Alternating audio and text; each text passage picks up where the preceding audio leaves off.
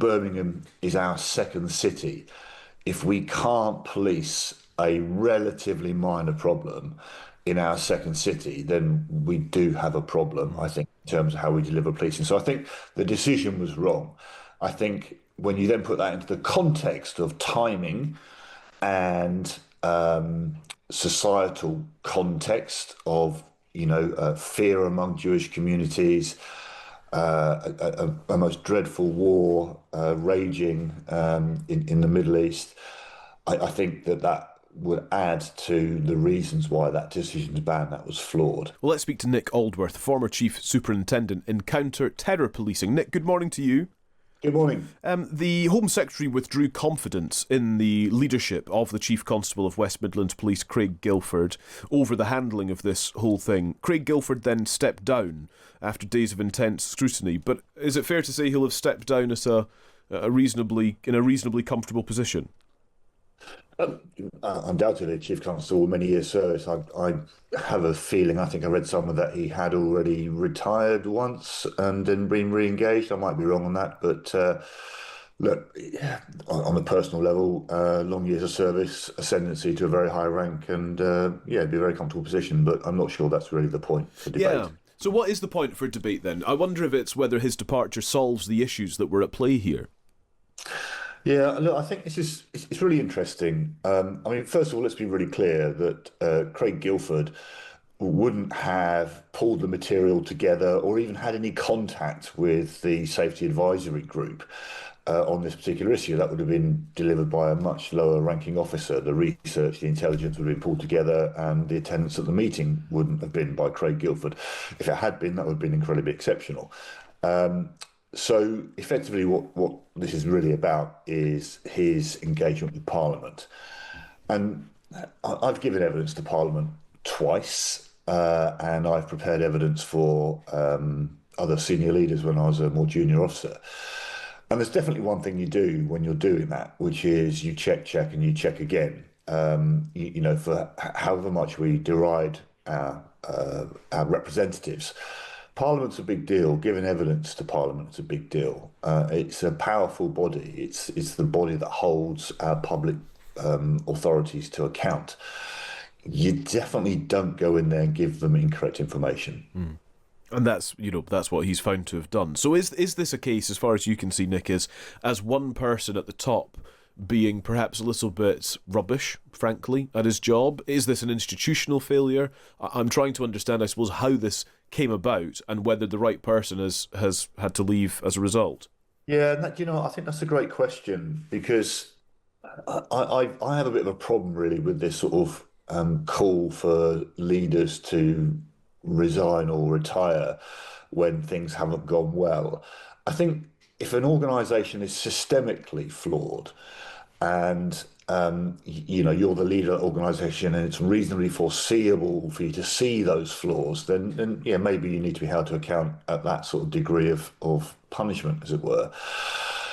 But because someone in your organisation has made a mistake, I'm not sure I agree that retirement or resignation is something that people should be calling for. I think it goes more broadly than this as well, doesn't it, in our public bodies, that and includes parliamentarians themselves, is there doesn't seem to be any space in society any longer for being able to be wrong and then being able to say sorry and just carry on moving forward. And I'm not sure I'm comfortable if that's the way that we should run things. I think in this particular case, when Parliament has sought to hold him to account and he's doubled down on an inaccuracy, which is my understanding of things, that's a different matter, really, and maybe one that you do have to question somebody's judgment. Policing's quite unique, though, because the delivery of policing is reliant on the confidence of the public that you serve. And I guess that if you've lost the confidence of the public you serve, then it becomes very, very difficult for you to continue functioning effectively. Yeah. I do think as well that to just, I suppose, expand on that somewhat is what this does in the area that he was responsible for, in the West Midlands, in Birmingham, and I suppose an ongoing row perhaps over so-called two-tier policing. This kind of, the claims of the police going easy on Muslims for fear of looking racist, complaints about targeting Jewish people in terms of the ban, the fan ban in this context as well, when it comes to the football club that we're talking about, Maccabi Tel Aviv, as well, what that does in that community, and whether this is a symptom of community difficulties or whether this sort of approach is the cause of community difficulties. I think it contributes to it, and my personal opinion on the decision, whoever made it and whoever contributed to it, is it was the wrong decision. Birmingham is our second city. If we can't police a relatively minor problem in our second city, then we do have a problem, I think, in terms of how we deliver policing. So I think the decision was wrong. I think when you then put that into the context of timing and societal context of fear among Jewish communities, a most dreadful war raging in the Middle East, I think that would add to the reasons why that decision to ban that was flawed. 2 weeks after a murderous attack on a synagogue in Manchester. Yeah. I think that, even if there'd been some enormous red flags around Maccabi Tel Aviv, and there may be some, Yeah. it was something that could have and should have been policed without banning and effectively gaslighting. Yes. No, I hear you on that.